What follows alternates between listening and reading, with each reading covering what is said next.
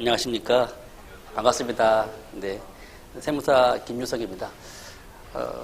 잠시 소개 말씀을 드리면은 32년간 국세청에 근무하다가 19년도에 명예퇴직을 하고요.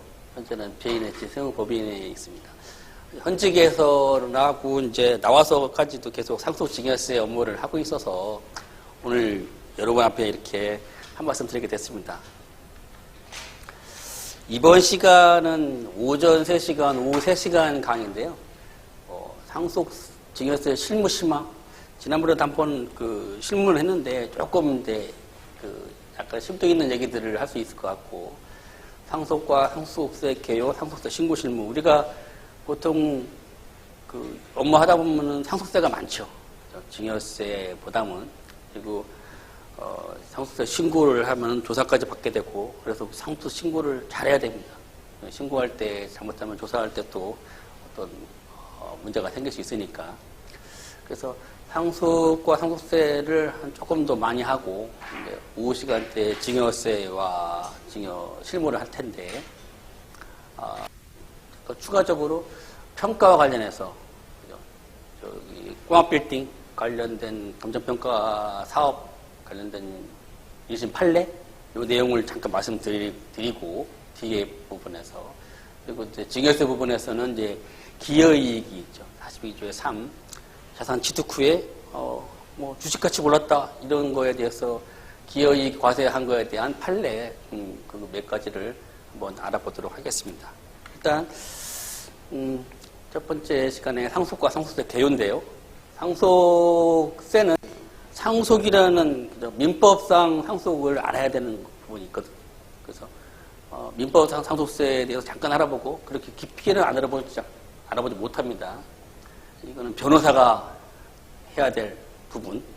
그다음에 그거에 따라서 이제 상속이 이루어져서 상속 세금 문제, 이제 상속세 개요. 그다음에 어떻게 하면 상속세를 좀 줄일 수 있을까? 이런 상속세 절세 방안까지 말씀을 드립니다. 무상으로, 그죠? 재산을 물려주면서 세금 내는 거 두 가지가 있죠. 상속이냐, 증여냐. 상속은 죽으면서 물려주는 거예요. 무상으로 물려주는 게 상속이고, 증여는 이제 살해 생전에 물려주는 겁니다. 상속과 상속세의 특징은 상속세를 내는 사람은, 돈을 내는 사람이 본인이 아니에요. 그죠? 살아 생전에 상속세에 대해서 이렇게 상담을 하고 하는 사람들은 굉장히 깨신 분들입니다. 내가 죽으면 이거 돈을 얼마나 내야 되는데 아들 자녀들한테 어떻게 하면 세금 빼고 얼마나 더 물려줄까, 이런 분들이 깨신 분들이 와서 내가 죽으면 이렇게 얘기하지. 아주 그냥 멀쩡히 계신 분한테 아드님이 와가지고 상담해가지고 가서 상담할 때 아드님이 돌아가시면 이렇게 얘기하기는 좀 어색한 거죠. 내가 낸 세금이 아니에요. 그래서 제가 친구 아버지한테 아버지 이제 연세도 됐으니까 세를 한번 대비해서 준비를 하세요 했더니, 야, 이 세금 누가 내는 거냐 물어보는 거예요. 그래서 아버지는 안 내죠. 그죠? 친구들이 내죠 했더니, 그럼 걔한테 물어봐라. 그죠? 그런 뜻이 상속세 납세의 문제는 상속인입니다. 피상속인은 죽은 사람이 피상속인인 거 알고 계시죠? 자녀 등 상속인이다. 상속 시기를 조절하기가 어렵죠. 거의 불가능, 곤란. 왜? 12월 말에 이제, 그죠? 올해, 작년 12월 말쯤 해서 세법이 바뀌는 거예요. 1월 1일부터는 공제가 막 늘어난다. 근데 아버지가 막 12월 말일날 돌아가실랑 말랑 하는데, 아버지, 1시간만 참으세요. 이렇게 해서 할 수는 없는 거예요. 그죠? 임의 조절이 곤란한 거예요. 병원에서 딱 시기가 있으니까. 일단 벌어지면은 되돌리기가 어렵죠. 거의 불가능하죠. 해제 불가. 이런 상속에 대해서 미리 고려할 사항을 설명해 드릴 수가 있습니다. 자, 선생님, 자녀의 성향을 한번 분석해 보세요. 자녀 성향이 저 친구한테 내가 뭘 주면, 아들한테 뭘 주면은 다 써버리겠다, 사업을 잘하겠냐, 이런 성향, 의향, 의욕이 있느냐, 능력이 있느냐, 이런 것들을 잘 파악해 보시라.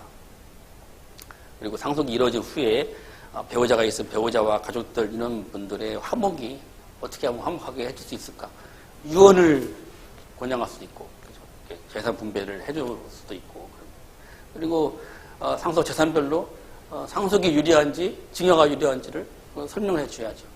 부동산이 상승국면이다. 그러면 증여를 해야죠. 네.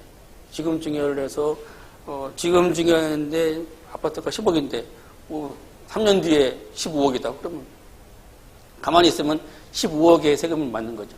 그렇지만 지금 증여를 했다 그러면 10년 이내 상속인에게 합산된다 하더라도 증여가에게 합산되는 거니까 지금 10억 이거를 증여하세요. 이렇게 해줄 수 있어야 되는 겁니다. 상승 국면일 때 그렇다. 주식도 성장 가능성이 있냐? 그럼 지금 증여하죠. 또 가압상속공제 이득이죠. 큰 금액인데 이거와 연계해서 어떻게 준비하면 되겠느냐 이런 설명을 해주고 현금도 중요하죠. 상속세를 내야 될 거죠. 나중에 뭔 일이 생겼을 때 상속세 납부 제한을 위해서도 현금 관리도 해주셔야 됩니다. 이런 특징이 있는 거고요. 이런 상속과 관련해서 상속 세금을 관련되는 것은 상속세란 사망자 유산이 상속인 또 수유자들에게 상속 유증 상인증여 형태로 무상이전 되는 경우에 그 상속인에게 부과하는 세금이죠. 이 세금을 는 세법이 상속세 및 증여세법입니다. 말은 좀 길죠. 두 가지 세목을 한 법에서 규율하고 있고요. 상속세와 증여세 부과징수 관련 사항. 총칙 2장이 상속세 관련 과표까지 계산, 증여세도 3장에 나와 있고요.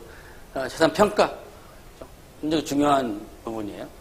이렇게 재산 평가에 관해서 굉장히 60조에서 66조까지 굉장히 큰 하나의 장으로 크다랗게 규정하는 세법은 상증법이 유일합니다. 다른 세법에서는 소득세, 법인세에서도 나름대로는 그 재산 평가를 규율하고 있지만 하다가 안 되면 상증법을 준용해서 평가한다 이렇게 해야죠. 왜 그러냐면 남긴 재산 모두를 평가를 해야 되는 거죠. 그죠? 평가해서 환가를 시켜야지 세액을 계산하죠. 가표로 계산하니까. 될 수 있으면 저는 존재하는 모든 재산을 평가하려고 규정해 놓은 조항들입니다. 그리고 신고와 납부, 결정, 경정 107개 조문이에요. 6조까지 있으나 107개 조문이라는 얘기는 뭐냐면 45조에 3, 45조에 4 이렇게 막 다시 붙어가지고 그런 거죠.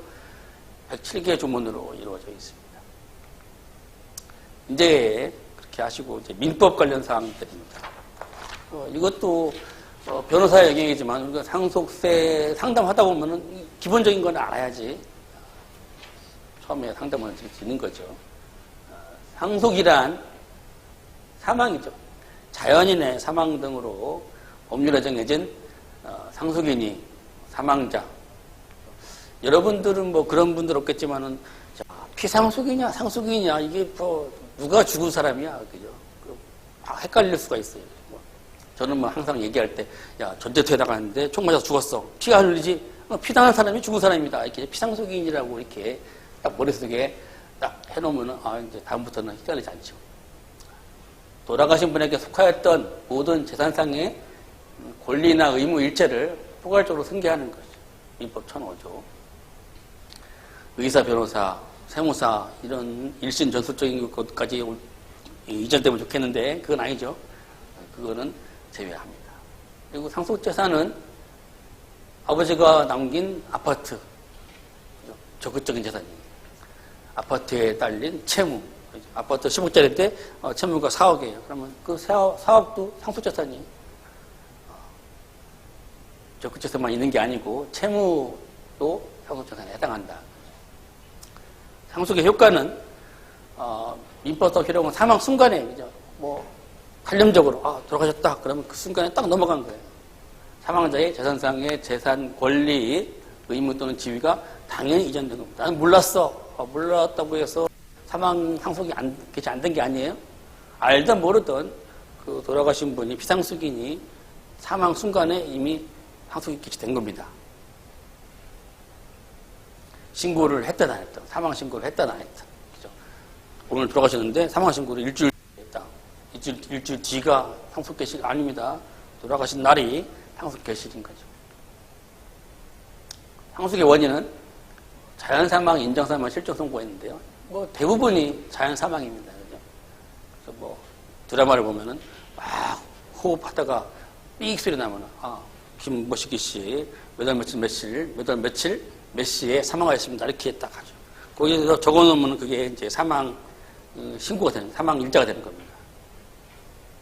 인정 사망은 수해가 발생해가지고 떠내려가는데 시체가 안 되는 거죠. 근데 분명히 거의 99.9% 사망한 거죠. 아니면 비행기가 가다가 떨어졌다. 근데 너무 이제 저기 화재가 나가지고 시신이 없다. 근데 분명히 죽었는데 그렇다고 시신이 없다고 사망한 거를 사망 안 한 걸로 할 수 없으니 일단 그 경찰관들의 그 사망 보고서로 추정하는 겁니다. 근데 이 부분이 사망을 해놨는데 어떤 무인도에 헤엄쳐서 살았다. 그럼 살아있는 거예요. 추적이니까 그야말로 그죠. 나중에 사는 게 확인되면은 살은 겁니다. 그 다음에 이제 실종 선고가 있어요.